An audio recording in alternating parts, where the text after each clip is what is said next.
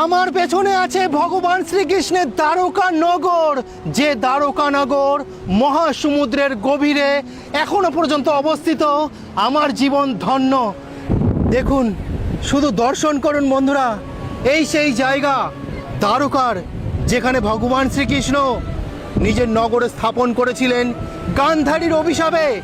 গান্ধারী যখন বলেছিল যে তোমার নগর সমস্ত জলের তলায় চলে যাবে, তারপরে এখানে সেই বান এসেছিল, সেই মহাসমুদ্রের বানে সমস্ত ভগবান শ্রীকৃষ্ণের নগর তলিয়ে গেছিল।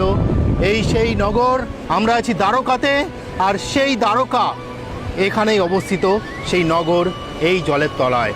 এখনও বিভিন্ন শহর গড়ে উঠেছে, আশেপাশে অনেক মন্দির গড়ে উঠেছে, আপনারা দেখতে পাচ্ছেন। কিন্তু আসল যে ভগবান শ্রীকৃষ্ণের দ্বারকা, এটাই সেই জায়গা। আপনারা দর্শন করুন, এই সেই জায়গা।